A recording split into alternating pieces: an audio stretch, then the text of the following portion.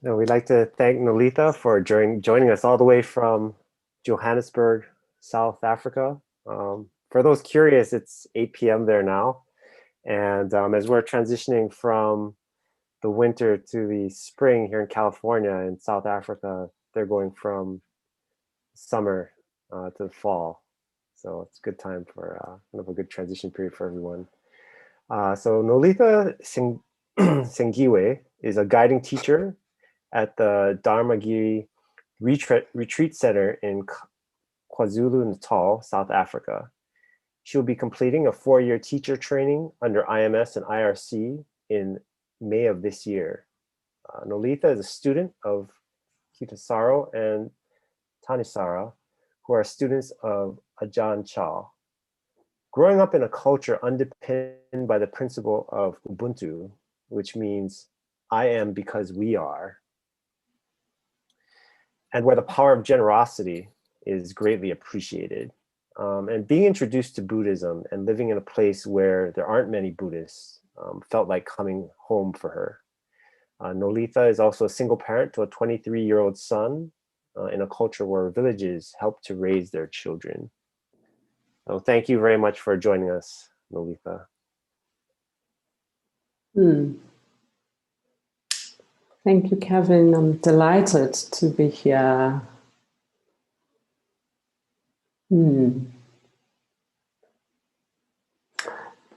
So the theme I've chosen for our reflection is generosity. So under the theme of generosity, I'm going to talk about giving, sharing, a key practice in Buddhism, in all Buddhist traditions, called dana. That's the Pali word for giving. I'll also talk about training in ethics. Buddha referred to training in precepts as the great dana. It's another form of giving. I'll also speak about relinquishment, letting go. Pali word for relinquishment is kaga. Letting go is also a form of giving. And lastly, I will talk about forgiveness.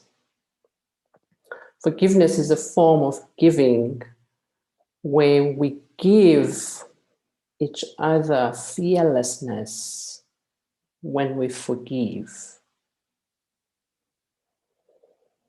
So the cultivation of generosity is really the foundation for training of the mind.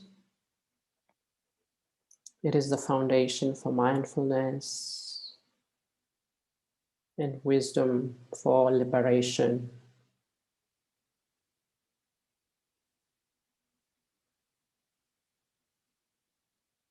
So I notice the words I'm using, giving and sharing, precepts, relinquishment, forgiveness. These words can bring up interesting experiences in the heart.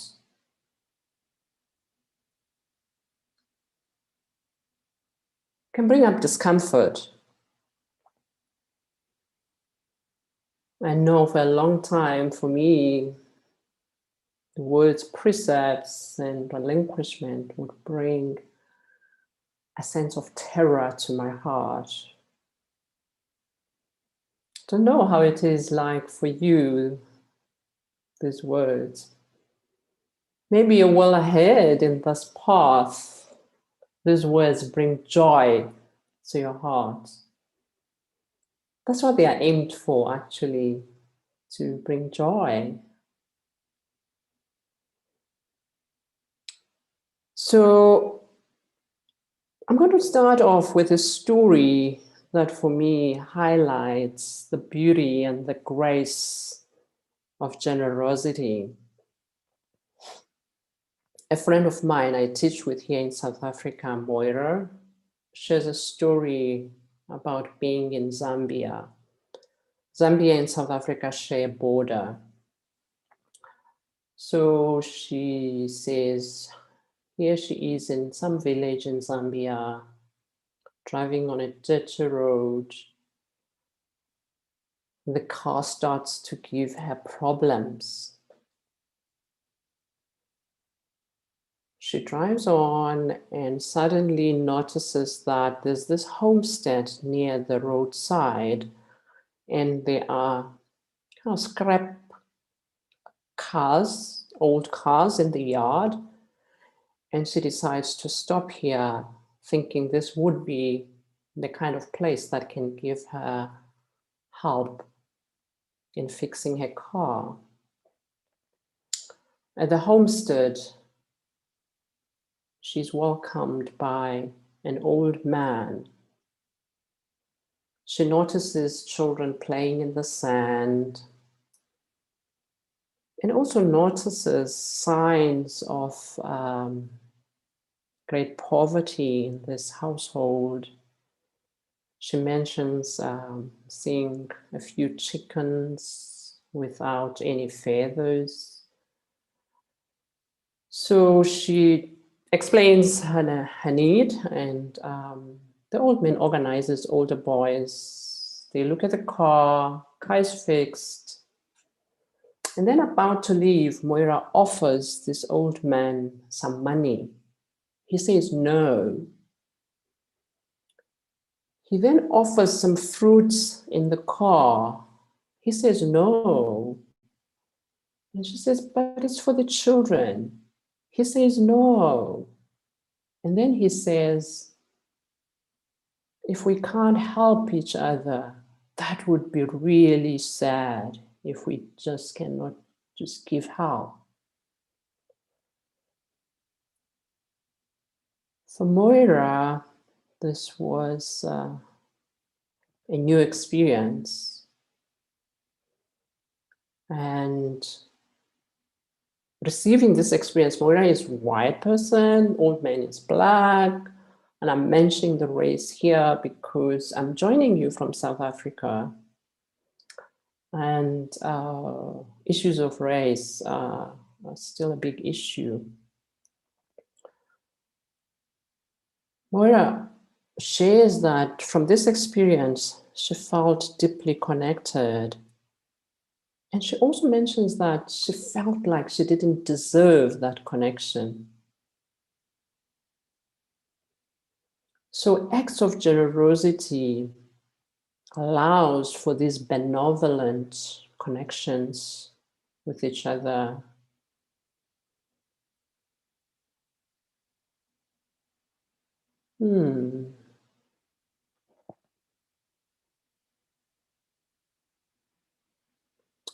Generosity, acts of kindness, giving, sharing. This is what the Buddha has to say about sharing. If beings knew, as I know, the results of giving and sharing, they would not eat without having given, nor would the stain of selfishness overcome their minds. Even if it were their last bite, their last mouthful, they would not eat without having shared, if there was someone to receive their gift.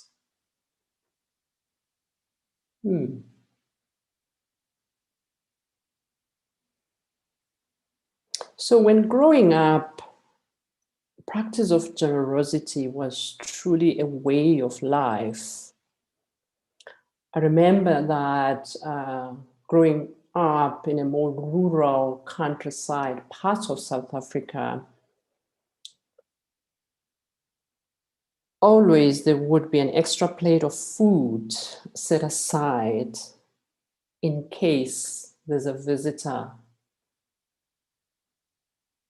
or someone passing by who can be offered a meal. I also remember that there was no time that we ever were a nuclear family only. Our home was always a home to many cousins, aunts, uncles. Sometimes I wouldn't even know how we are related to that person who was there to share our home for as much time as she needed or he needed to be there. My parents were doing what their own parents did. So I do know a lot about this kind of giving. I must admit, though, moving to the city, getting urbanized, there's less and less of this kind of generosity.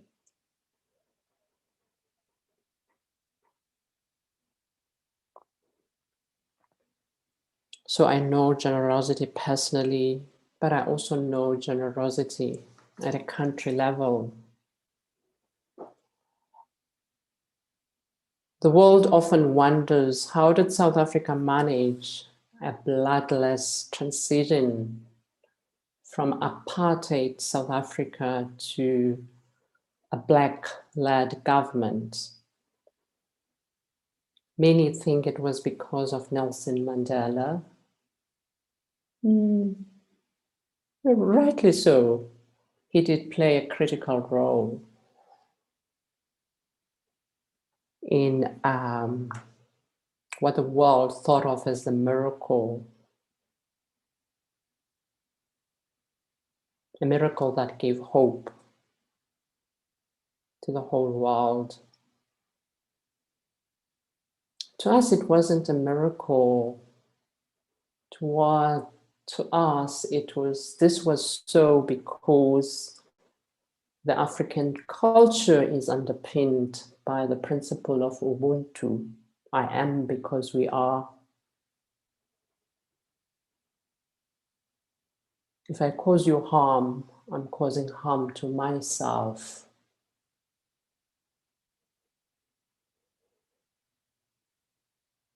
Steve Biko, who was the leader of Black Consciousness movement, a hero, a struggle hero who died in the hands of apartheid South Africa,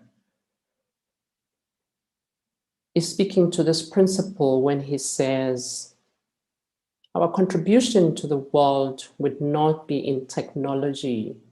Our contribution as Africa to the world will be to give the world a humane face.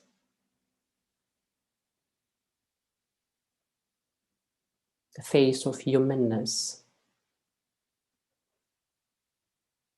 So to be fully human is about being generous, giving, sharing, and forgiving. So as a country, I also noticed that we're really great at coming together at times of crisis. And this has been the case during this crisis of COVID-19.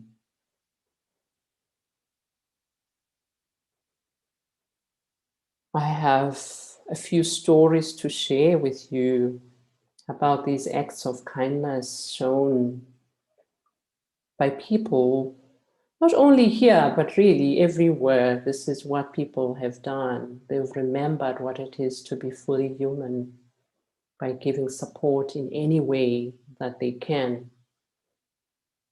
We know medical care and related professions would even risk their lives to save lives.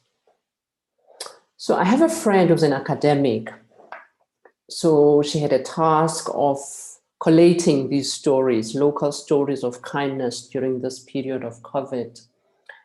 And she's actually in the process of compiling a book titled Archives of Kindness. So I am going to read to you two of these stories. Actually, what she did was to ask a number of us to choose your 5 top stories. So this is the 2 of the 5 that I'm going to read to you. Candace in Cape Town, in Franschhoek writes, I've been living in Franschhoek now for 12 years. We are a small village, but as with most places in South Africa, we have a polarized society of the wealthy and the poor, some of whom live in a township setting.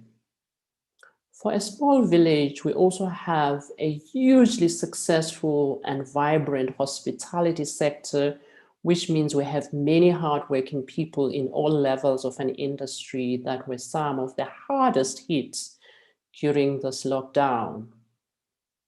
Over the years, I've been amazed at how many people have done extraordinary things in their private capacity because it's the right thing to do, like building schools and sports centers for poorer communities. But during this crisis, we reached a whole new level. So many people contributed and did awesome things, coordinating relief, turning restaurants into food kitchens, checking it up that everyone was okay in all different parts of the town. A lady from the township Deepening here in Johannesburg writes, my landlady is an angel. She has given us a free stay for 2 months, all 5 of her tenants. She's unemployed and depends on her rent, but she's seen how we're all struggling in the yard. She says we will share whatever food we find.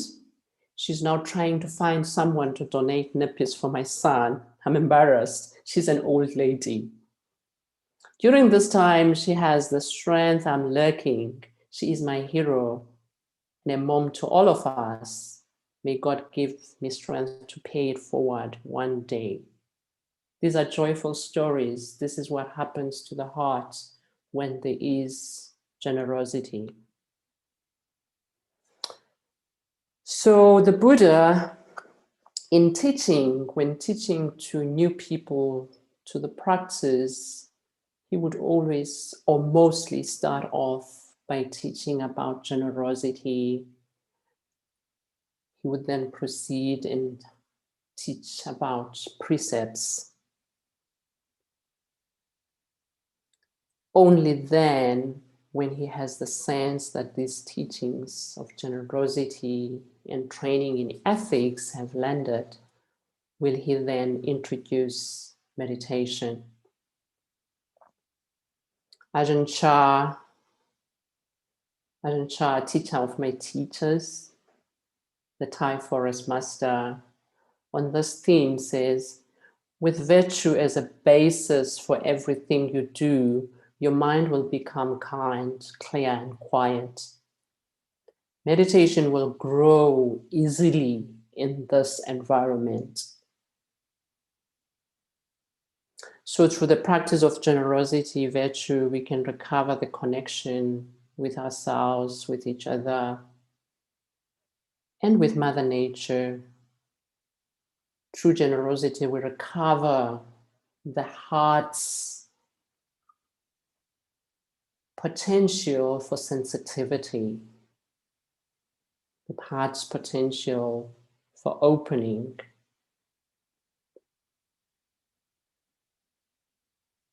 Baba Mandaza, who lives in Zimbabwe, also Zimbabwe shares a border with South Africa. Baba is known as an international peacemaker. He is a guardian to our center here, founded by Kitsaran Tamisara Damagiri. When they speak about Baba, Kitsaran Tamisara talk of him as a contemporary of Ajahn Chah. Baba says, we have been disconnected to ourselves, disconnected from each other because we are disconnected from nature. And because we're disconnected from nature, we take whatever we want from nature without giving back. As the world, we are in an ecological crisis because we do not see ourselves as part of nature. We abuse nature for our greed, and our greed is endless. Through this, we lose this heart sensitivity, the intuitive intelligence. It is said that we are the only species that destroys its own habitat. We've lost connection with the goodness of the heart.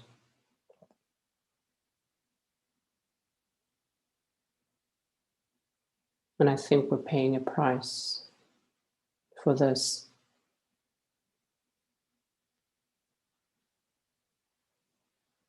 Disconnected from each other, disconnected from ourselves, we feel separate. We create us and them. In Matan Buba's language, we create I-it relationships. It is through the cultivation of these practices of generosity that we can recover what Matan Buba calls the I and thou relationship, the I and we relationship.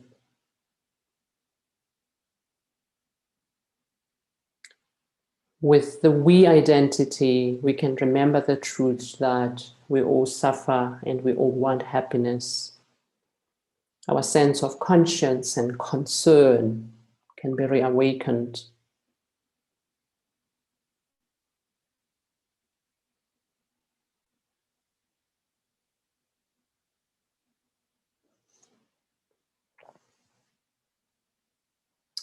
I'm going to talk about generosity as relinquishment. Relinquishment is a form of letting go. In letting go,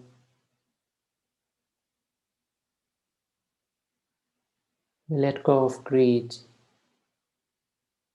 craving, which the Buddha has identified as the cause of our suffering, the second noble truth, that we suffer because of craving.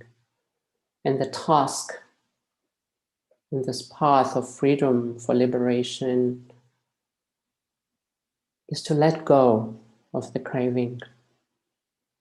As practices of giving can support us, help us to let go.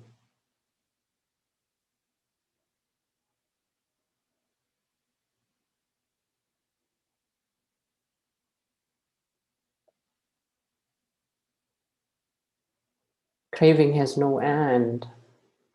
It feeds itself.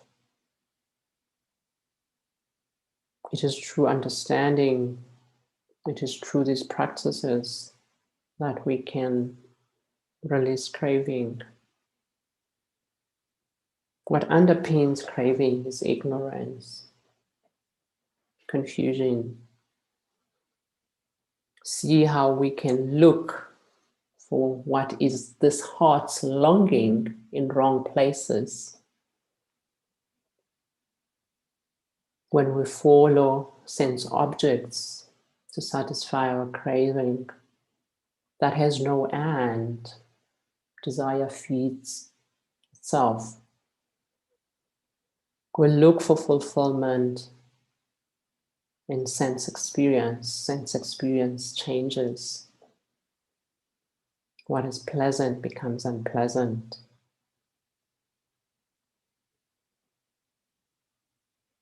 There's a story I delight at in Buddhism about this confusion of looking for fulfillment in the wrong places. It's the story of Nasruddin. Nasruddin is a Sufi mystic. He's sitting outside an Arabian spice shop and he's eating these hot chilies. His eyes are watering a friend comes by and says, "What are you doing? Eating these hot chilies with your eyes watering and you're sweating." Nasruddin says, "I'm looking for the sweet one." This is what we do, you and I, right?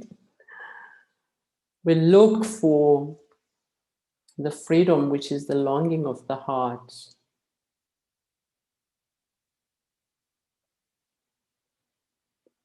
Heart longs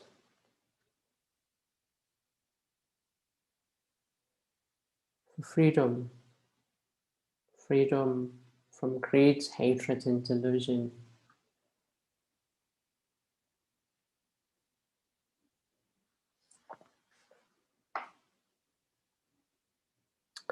Lastly, I'm going to talk about forgiveness as a form of giving. How is forgiveness a form of giving? When we forgive, we give fearlessness. When people know that we hold no grudges, we hold no ill will, when we have been their victims, it gives relief, it gives happiness.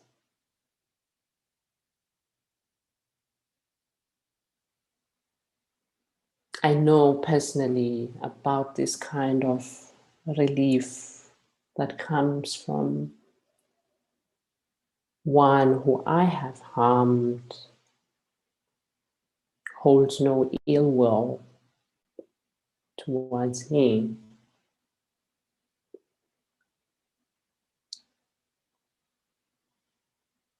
I can't remember what year it was, but it was the year that Nelson Mandela died. I'm not sure whether that was 2011.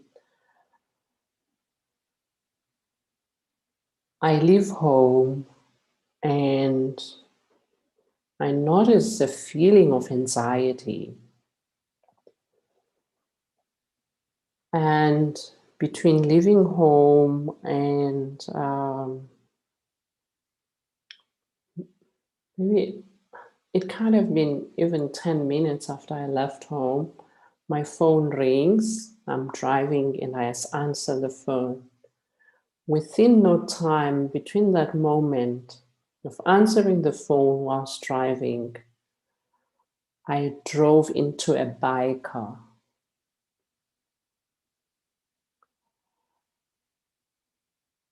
Get out of the car in shock. And this man is on the floor, is on the ground.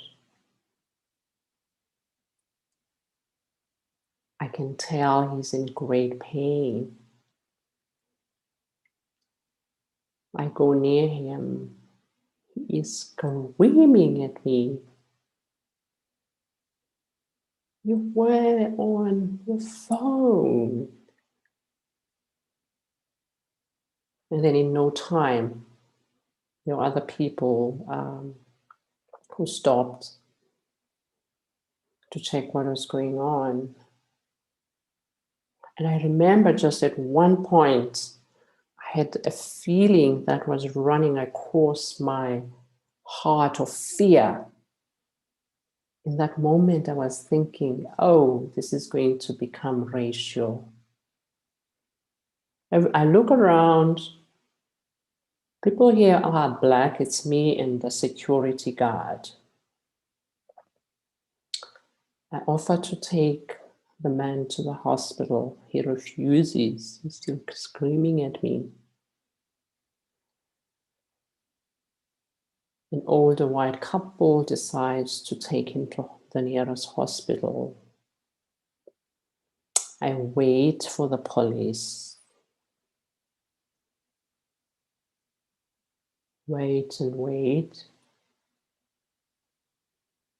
They're not there. So I decide to go to the hospital. I get to casualty. He is with medical staff. I sit across him. He's laying down on a bed. I take a chair and sit right across him. And I maintain eye contact. He ignores me. And then at some point he says, "You don't need to be here. You can go where you need to go." My response to him is, "I want to be here, and I'm really sorry."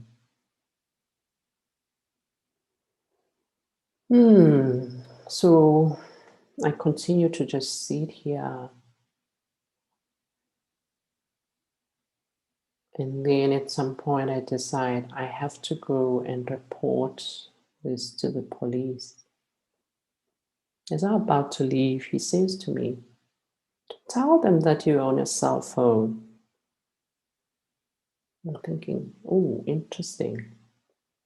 I go and report the case. I come back to the hospital and he has been discharged.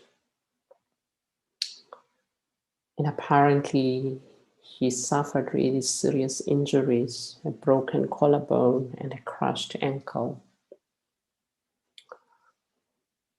Now, what do? I decide to go to a grocery store.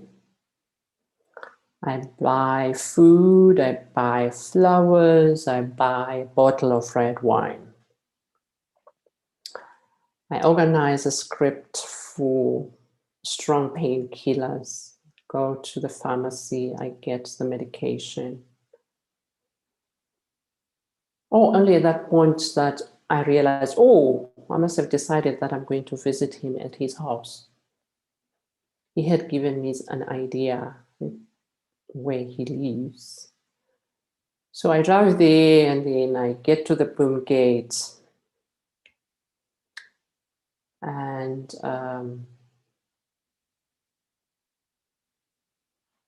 they call him.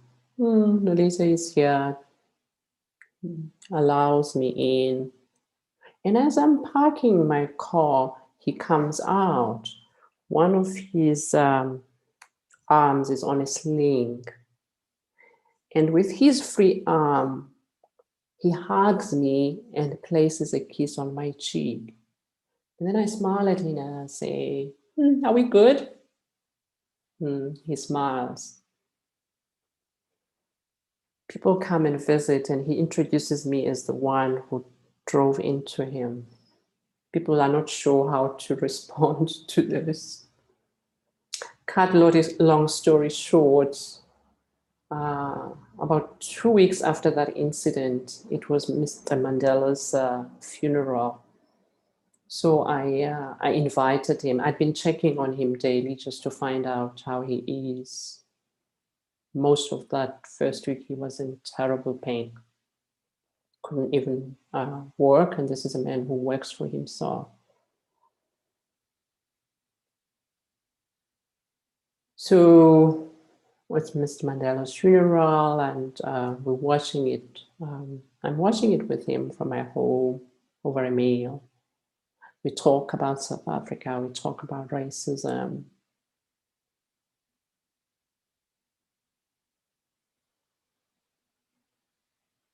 And from that experience, I had an experience of what is it to be forgiven. I know what it is to be offered fearlessness.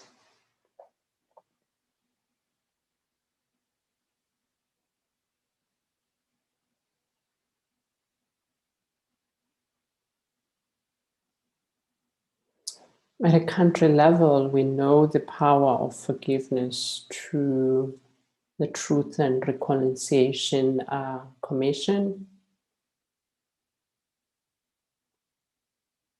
where people who had committed serious atrocities of harm, police soldiers, other law enforcement officials had during the period just before the first elections in South Africa in 1994.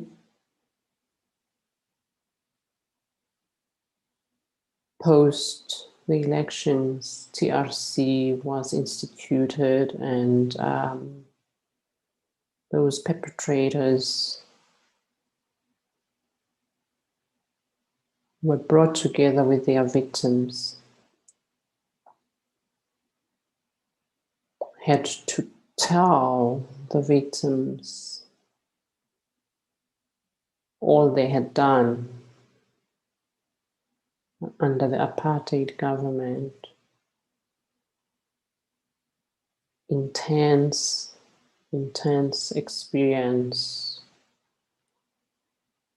where the victim and the perpetrator are given an opportunity to find each other through forgiveness.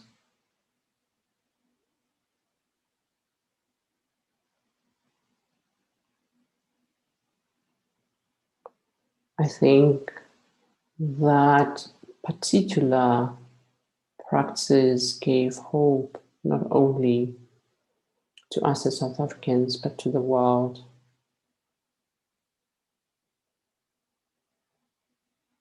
When our problems are not over as a country by any long shot, much as we are led by a black government, we are stuck in material structures of white supremacy.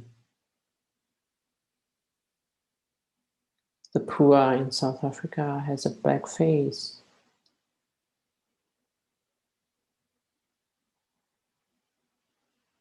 And there is corruption, ongoing corruption. But I know as South Africans, we do come together during times of crisis.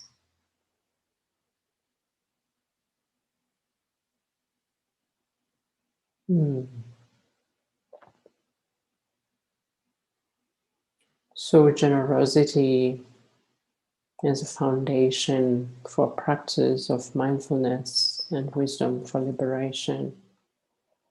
I think we all have opportunities, especially in these times. The world is on fire in many ways. We have opportunity to cultivate generosity.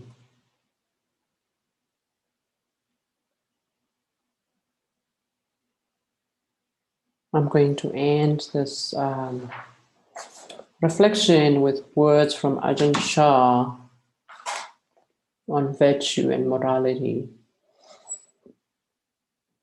Virtue and morality are the mother and father of the Dharma growing within us. They provide it with the proper nourishment and guidance.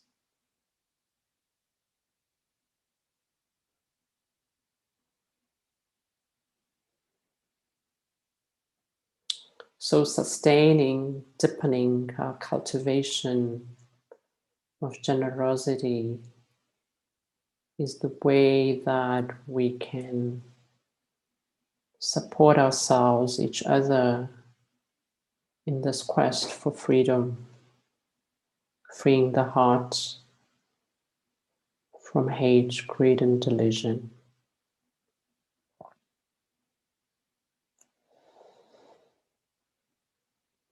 Thank you. Grateful for this opportunity to share these beautiful teachings of the Buddha.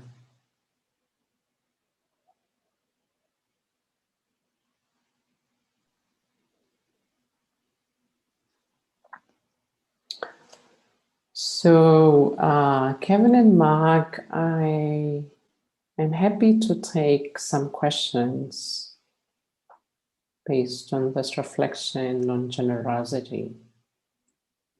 Yes, so if anyone has anything that they'd like to ask Nolita, you can either raise your hand in Zoom or um, post your question in chat. And Nolita, maybe about 10 minutes of Q&A. That sound okay? Okay, Jerry, you can go ahead and unmute yourself. Hi, I'm Jerry Cragen in Toronto, a bit away from South Africa, but a country I do want to visit. So thank you very much. And I guess I was interested in your last words about virtue and morality and the interrelationship with that with generosity. So recently, I was in a situation where I'm a physician here, and the group that was negotiating a lease with the landlord, some of them had their income had gone down, and they want to. And another problem was one of the people were leaving, and of course there's a COVID epidemic going on here as there is in the world, and it's difficult to find replacements. So they proceeded to write a letter to the landlord, initially in a general way, wanting to get a reduction in the rent, and asking the landlord, out of generosity. And the landlord wrote back, saying that, well, because they had said that the one person isn't renewing and they're going to find it difficult to find a replacement for them, and that the people were working at home, albeit at a reduced capacity. Well, some it applied to, but it really didn't apply to others. And I resented, because I was signing the letter, that I didn't speak out, that it didn't apply to everyone. So I felt it misrepresented to some degree what had been said. And then the landlord wrote back and said, well, tell me how bad it is and give me a global estimate. So the letter never got to be written, but I was then pressured to indicate that, they said, well, we'll put the specific numbers in about how much people had increases or decreases. And they then proposed a letter which was not accurate. And I said, look, I can't participate in this letter. Go ahead and send the letter on your own. And then they called me and said, listen, and I was disgusted that they hadn't indicated the specific amounts, having said that they would, about how incomes went up and down in the letter. And so I had just listened to a Dharma talk here, in fact, at Redwood City and California, via the wonders of the internet. And the person had said, sometime, why do we do mindfulness? We do mindfulness to develop an ethic, so that we will speak the truth and avoid the defilements of greed and delusion and hate.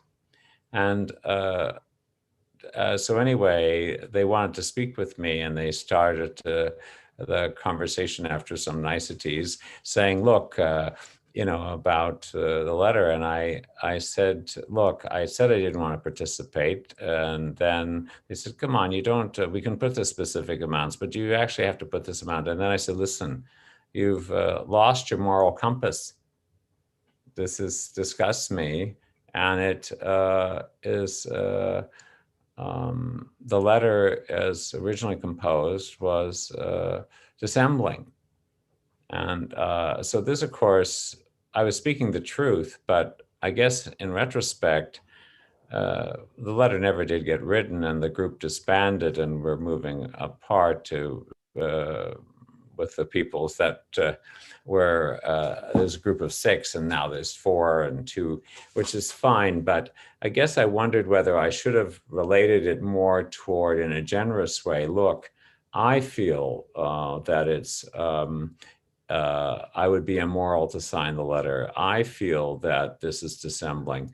Instead, I projected it onto the other person, and I just wondered whether or not that is would have been a more generous approach. So I realize it's very specific and detailed, but it's the issue about in trying to be generous and also at the same time trying to be moral, getting caught in the approach that one might take to try to be generous, kind, but also ardent and courageous when you feel that a group is going awry. Sorry for the long. What's the actual question? Summarize it for me. Make it specific. So the specific question would be, would you just speak to yourself and not tell someone else that you've lost your moral compass, even though you feel that they did? Are you saying is the feeling that you acted in ways that were not ethical? I felt that they did. Oh, they did. Mm-hmm. By not representing what they said they would, by putting the specific amounts in the letter and then calling me to now ask me to sign the letter, which I said I wouldn't. And then I basically very specifically named them. I said, "This, you've lost your moral compass. This letter is dissembling, and I'm disgusted with you." So maybe another way that can help me to understand your question, how does it relate to this Buddhist teachings on training in morality? Well, in the sense that the mindfulness helps you identify not getting caught up in greed. Mm-hmm. And so it did it. I felt that this was greed, misrepresenting results that would, of course, not be helpful for them to say that, well, one person's income went up. I don't have a wise response to this, because it is not necessarily about your own experience of acting unethically. So I'm not sure. I'm a bit lost. I really don't have a wise answer to you, because I'm not even sure that I'm understanding the question. Well, I guess the question I'm trying to ask is, should you just direct it to yourself, or when you see unethical behavior in a group, should you identify that unethical behavior and name it? Or just say, listen, for me to participate in this, it's unethical, rather than tell them that they are unethical to proceed with this approach, even if you believe it.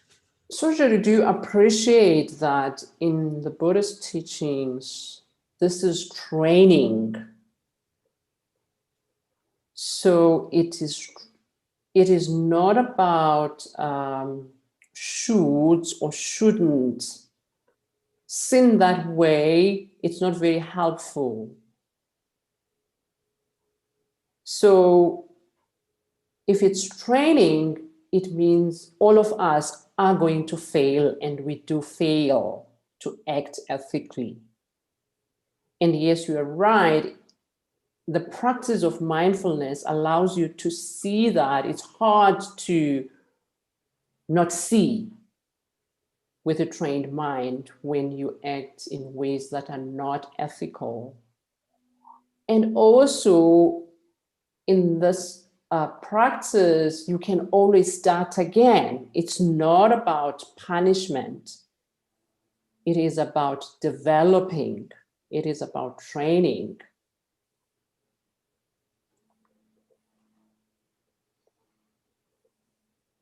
So let's leave it there. Let's leave it there, Jerry. Thank you very much. It's helpful. Thank you. Thank you, Jerry. Okay. So I guess we have time for one more. So I think Miriam is next. So Miriam, if you want to go ahead and unmute yourself. Kevin, it's okay. I see there are two. If it's okay. I can answer yeah, we'll both. take Miriam and Jeff. Okay. So Miriam, you're next. So go ahead. Okay. I am unmuted now. Yes. Okay.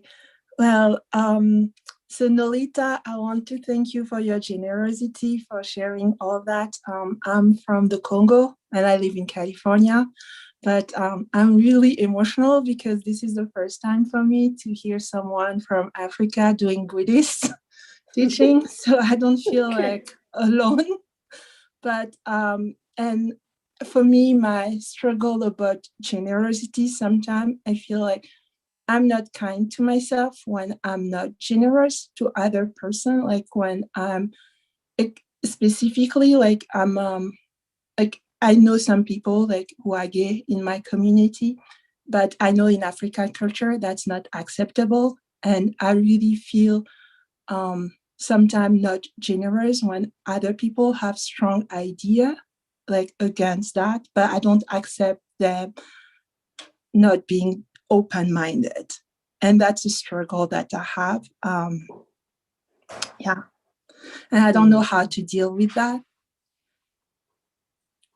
What is great, Miriam, is that you see what is going on, that you are struggling. So the encouragement would be to turn towards that experience of pain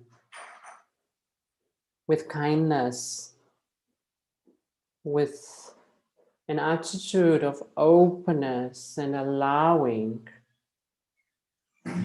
Because this practice of mindfulness is exactly about that. It is also about opening the heart towards ourselves and what we struggle with. That is what I would encourage you to do. Because rightly so, we are products of our cultures. Some of these beliefs are part of our psychology. What mindfulness can help us is to see which of these beliefs are beneficial and wholesome, and which are of these that are harmful not only to others but also to ourselves.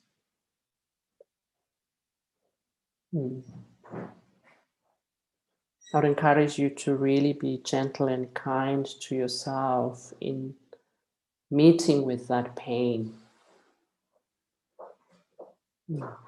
Okay. Next is Jill. Jill, you can go ahead and unmute yourself. Thank you very much for taking the question. I need to share that for a very long time, the concept of forgiveness, there seems to be a very strong divine element to it, something outside of just myself, and that if I had the power to forgive someone for a great harm, that it seems very, very bold and outside of my own entity. So my question is, am I misunderstanding the definition of this word forgiveness, or what do you think might be coming from my sense that it's the ability to forgive is outside of my power?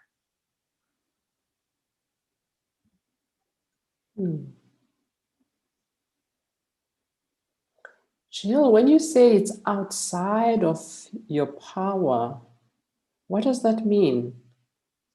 That when true harm is done, I would not understand the motivation of that other person or the deep reasons, that it is beyond my not capacity, but that, and perhaps this is just because it's a leftover from training of another religion, which was very rooted in the concepts of guilt and only God has power to do things. So maybe that's a part of it, but even in my best of Buddhist moments and my best efforts to feel generosity, I know I can change my feelings in my heart about this person who has caused great harm, but I feel that the true washing away or something, so maybe it is a leftover religious thing, belongs to a power greater than mine. Jill, it sounds like you've answered your question there. So I'd encourage you to notice the experience of unforgiveness and open to that, allow that. be with the actual experience of unforgiveness. Not making it right or wrong, but just meeting it with openness. Stay with the sensations of the experience, not so much the thoughts, the stories.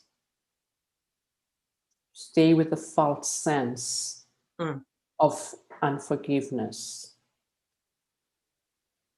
So that's what I would advise as a practice, and really being gentle with yourself with that as well. Very helpful. Thank you. Okay. Thank you. Nolitha, there's a question in chat. I don't know if you have time for one more.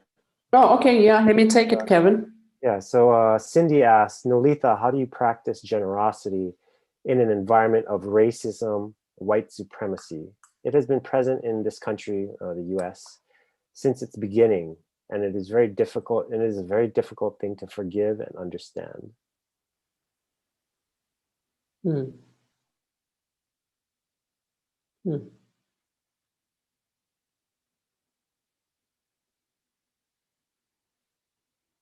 I just noticed that in a moment there isn't wisdom that's present for me in responding to that. But the fact that this person is thinking about forgiveness and just not knowing how is already a generous place to be. That there is a desire or a curiosity to what forgiveness might look like in that situation.